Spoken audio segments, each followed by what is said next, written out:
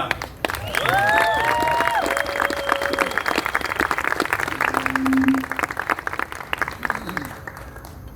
I am trying to figure out how I can cut Ben short.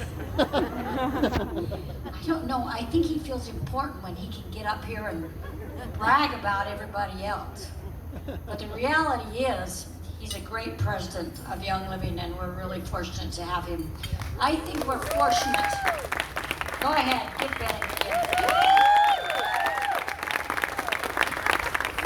But you know, we have a great staff in the office.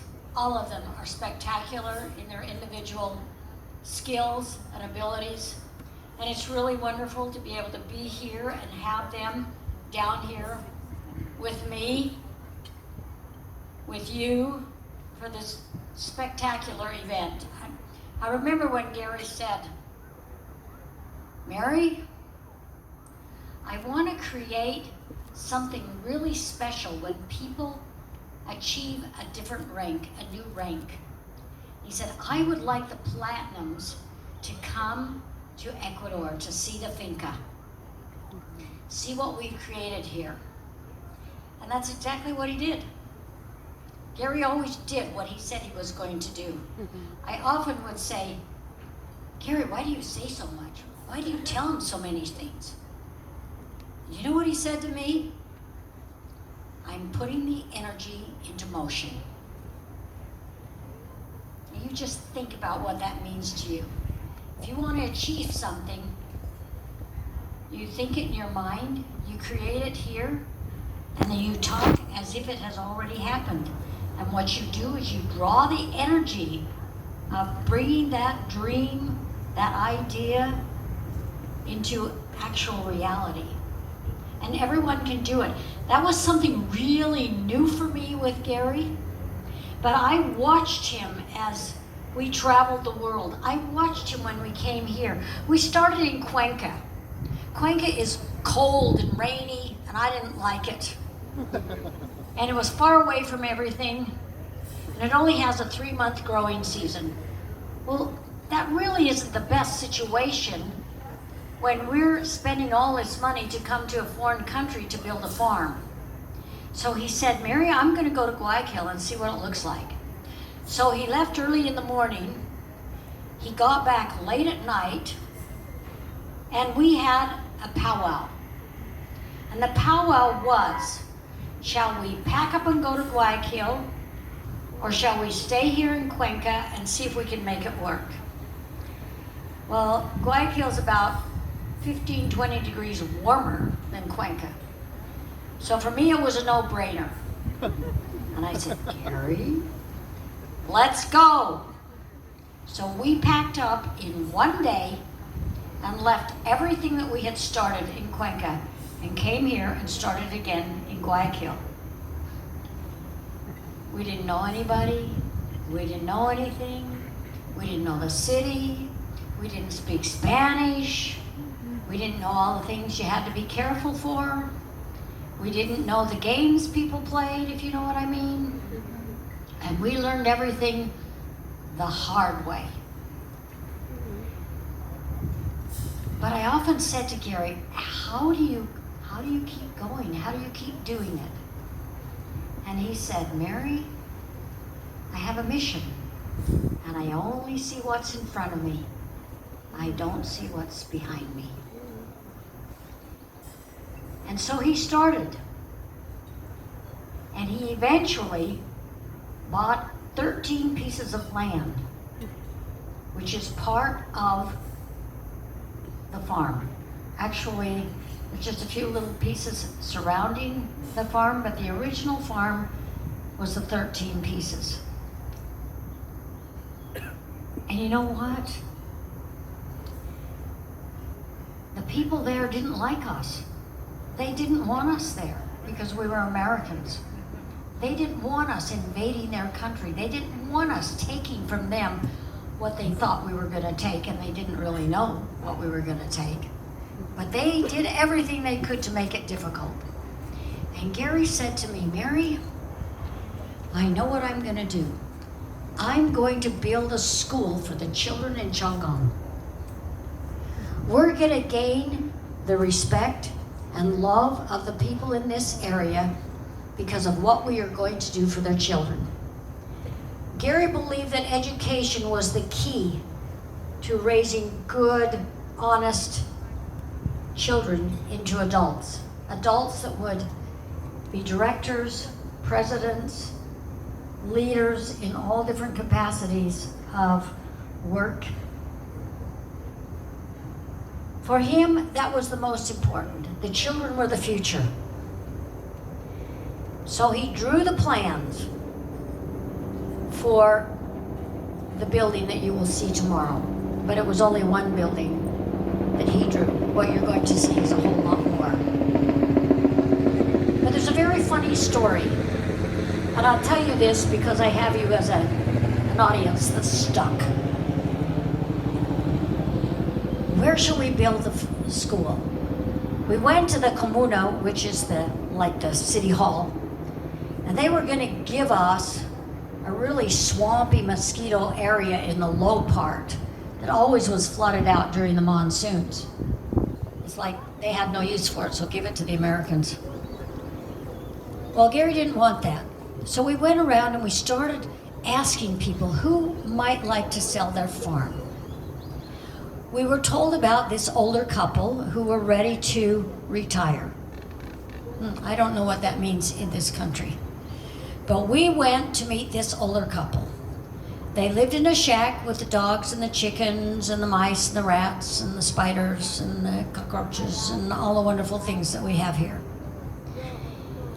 And it was just an absolute deplorable little shack. And Gary said, what would you like for your farm? We want to build a school. And the old gentleman wouldn't commit. He wouldn't say yes. He just kind of hemmed and hawed. And we went back 2 or 3 times. And the last time we went back, Gary said, what is it that you really want? And he said, I want a motorcycle. So Gary and I drove down to Guayaquil, went into a shop, bought him a motorcycle for $900, and took it out to him, and with that, he sold us his property. And we would see him and his wife driving up and down the streets, and he'd say, hey, Dr. Gary, hey, Dr. Gary, and they would laugh. They were so excited. That piece of property that we bought was, the land went like this. Had a lot of mango trees with a lot of mosquitoes and a lot of water. It was just horrible. And I said, Gary, how can you build it? And he says, Mary, that's no big deal. I'll just drain the water off. Well, he could do anything. He brought the equipment down from the farm, and he began working that land and getting it to the right place where we could build a school. He picked the spot, he drew the plans, then he found an architect who would build it according to his desire, and tomorrow you are going to see all of that. It's a fabulous story. And Gary was so excited about what he knew he could give to these children. And of course, we wanted to make sure that the children of the workers at the farm were able to get an education, because most of the workers couldn't read or write. They would make an X. And we started English, well, I don't know if we started English classes, maybe it was Spanish, but classes to teach them how to read and write so they could actually sign their names. It was so rewarding. We didn't meet anyone in Chongqing who spoke English. The people who came and translated came from Guayaquil. But tomorrow, when you go to this school, you're going to have an experience that you can't imagine. We started with 10 staff. I hired the first teacher. She was making like $200 a month teaching. And so she was excited to come and work for us. I think we started out like $400 or $500 a month. It wasn't a lot, to say the least, but we didn't have a lot to pay. And the children at the farm at that time were able to go free. because their parents worked at the farm. Now they all pay a little bit. But it was so amazing to watch what happened. You will meet Andrea. She's the director of the foundation. Andrea is the director of the foundation with Johnny, the principal. Together they run the school. Andrea worked as a therapist for Gary at the clinic in Ordesa, which is close to the Hilton where you're staying. And Gary said, Andrea, how would you like to go out and run the school for me? She didn't know anything, but she said, okay. I mean, there was just something about Gary, you never said no. You just did it. She calls me and says, Mary, we have already 42 students, and there are more kids coming. What are we going to do? And I said, I don't know, but don't turn anybody away. And we ended up having to divide all of our classrooms in half. And you will see that. They were big rooms, but we cut them in half to accommodate the other students who wanted to come. With those 10 staff members, we started school for about 65 students. Today, we are 67 strong in our staff. We have 17 teachers who are very bilingual. And if you talk to the children, talk to them in English. They want to talk to you. It's a very phenomenal experience. I spent the whole morning over at the school today, and I couldn't hardly move because I get mobbed. It seems like I get mobbed wherever I go. But the children will run to you. They will hug you. They will love you. They are so grateful, and you are the people that they don't quite know how to relate to. For them, in their minds, you're the rich people who can come and be at their school. You're the rich people who help take care of the school, who help them be able to go to school, who give money. So it's extremely important that they see that you're not there because you're rich people, that you're there because you care about them. They want to know that you're real. They want to connect with you. And of course now with the internet and the things that we have, when you sponsor a child, you have the opportunity to connect with that child. And there are going to be 2 or 3 stations there at the school where if you choose to sponsor a child, you'll be able to do it right on the spot. But this is a program that has enabled us to give the children what they need to buy books. They receive a beautiful lunch every single day. Gary said, I know that some of those children don't have much to eat, so I want to make sure they have a good meal when they're here at the school. We have an infirmary, but we don't use drugs. We use oils. The children know oils. They want oils. And as many of you know, I always have said, bring an extra bottle that perhaps you can give to one of the children or you can give to the infirmary, because one bottle isn't a big deal, but many bottles coming from one person is a lot of oils. And it's so helpful. And Andrea was bragging again to me today when we walked past. She says, Mary is so wonderful. We don't use drugs, we use oils, and our children get better faster. We don't have a lot of sickness. We don't see it very often. We serve no sugar. There are no drugs, no smoking, no alcohol. None of that is allowed at our school. You have to be kind. You have to be respectful. There's another story that I experienced with Gary. We were at our house at the farm, and somebody came and said, hey, there's a kid down at the school selling drugs. Oh my goodness, did Gary jump in the truck fast. And we went racing down and talked to this kid. And Gary said, I'm sorry, you're out of this school.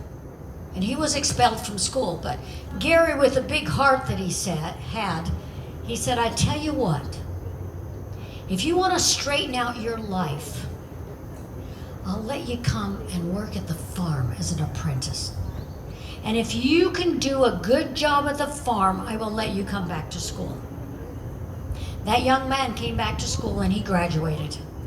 His whole life was turned around because someone gave him an opportunity but didn't allow him to continue down a negative path. That's what we do for our children.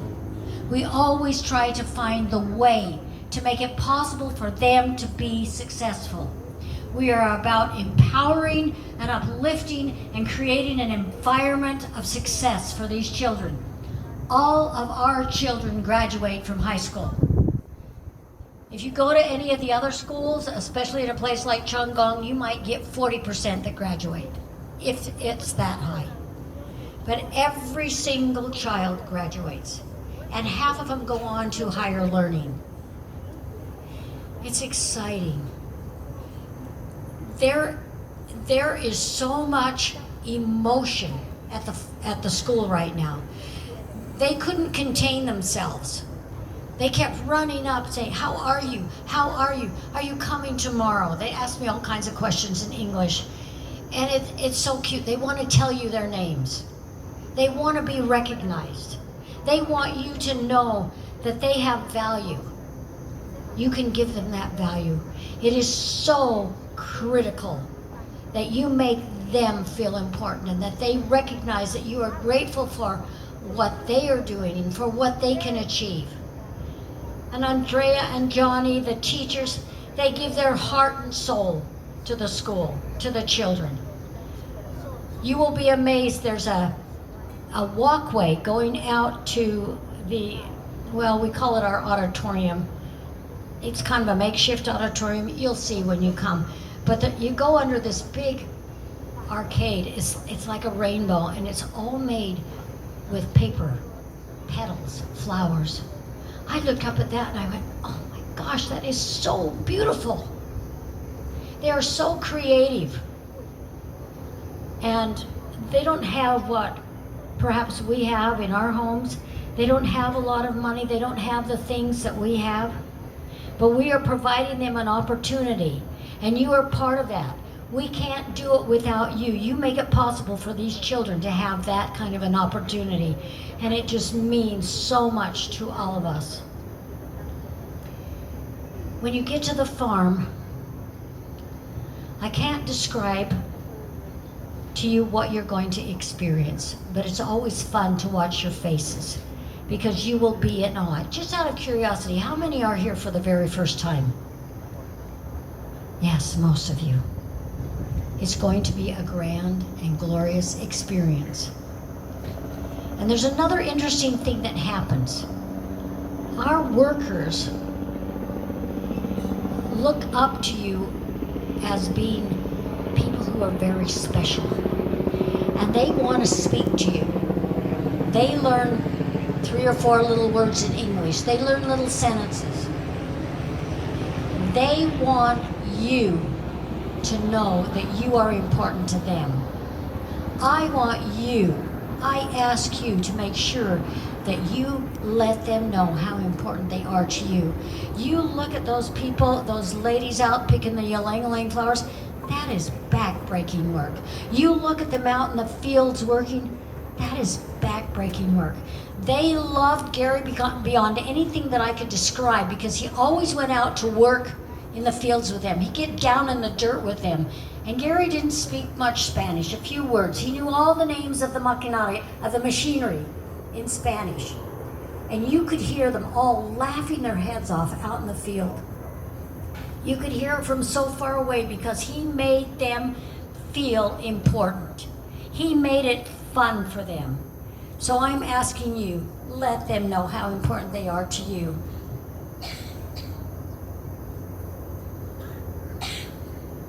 Because you would not have the oils that come from this beautiful farm were it not for them and their dedication. And it is a beehive. They want everything to be perfect for you. And you won't find a piece of paper on the ground. It is spotless, as we say in English, which is unheard of for a farm out in the middle of the nowhere, out in the middle of the jungle. When you come to Nova Vita, that was Gary's dream. Nova Vita was originally here in Guayaquil, but he said, I'm going to build it out at the farm. And I said, no, Gary, nobody will come out there. It's so far away. It's out in the middle of nowhere.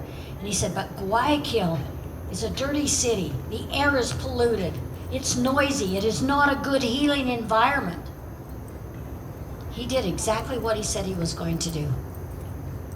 And when you see this building now, this is not the original spa that we built. It originally was a clinic. And after Gary passed, the decision was on my shoulders to either let it go away or keep it alive. And I was down here, I was walking around in all the weeds and walking through the old building and thinking, it just is not what we want for you, our members, to come and experience.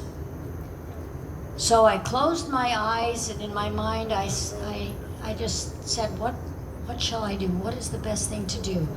And you know what I heard? What I thought? This was Gary's dream. I can't destroy it. I have to keep it alive because it meant so much for him. And you know, there are special things, the Nova Vita special IV, you can all talk about that. It's the only place in the world where you can have one of these IVs. But there are many beautiful things at Nova Vita. I had a facial yesterday. Oh, it was spectacular. But the massage, the raindrop, and by all means, take advantage of having a colonic. Look at those two over there. They're 10 pounds lighter after their colonics yesterday. But everyone is doing everything they can to prepare for you because this is the biggest event of the year for them. It's a big deal. So I want you to just know that, acknowledge them, recognize them for their hard work, for everything that they've done, because you mean a lot to them. You may not be able to communicate very well, but they will feel your love. These people are very sensitive.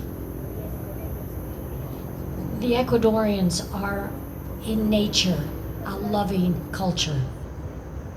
I love dearly the friends that I have down here.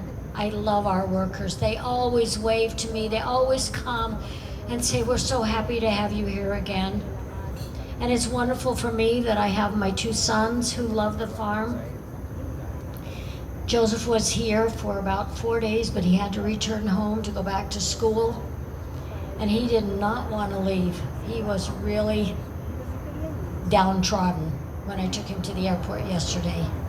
But you have Jacob, and you get the addition of Kate into his life, and they're both beautiful people. Jacob speaks spectacular Spanish, and he's always correcting my Spanish. You know, as I say, hablo mucho, pero no hablo bien. I speak a lot, but I don't speak well. Try a few words. If they hear you say one word, 2 words in Spanish, they will be thrilled. So enjoy your time here. It's an unusual experience. You will not have an experience like this anywhere else in the world. And your hearts will be full, you'll be blessed, and you'll feel Gary's spirit there at the farm. I have the workers tell me all the time. Andrea said to me today, I can feel Gary here at the academy. I know he's here.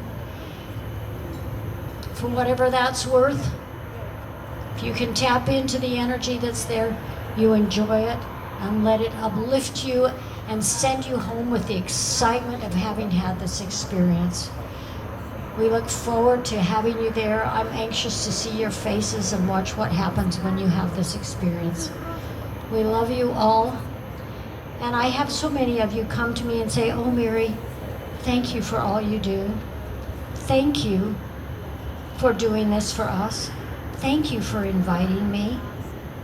Well, let me throw it back at you. I wouldn't be here if you weren't here.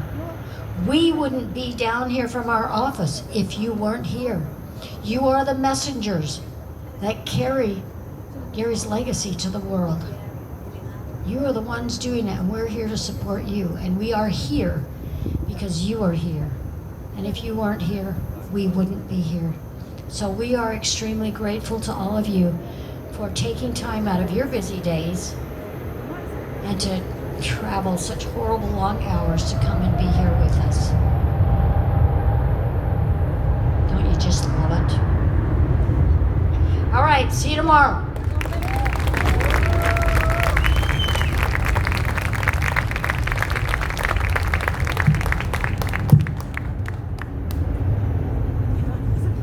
Thank you so much, Mary, for setting us up so beautifully for the next few days. It's going to be an amazing event. So the band is going to continue to play for a little bit. We'll have the first buses ready in about 15 minutes. Just take this little path back the way you came, and the buses will be ready to go. So enjoy your evening.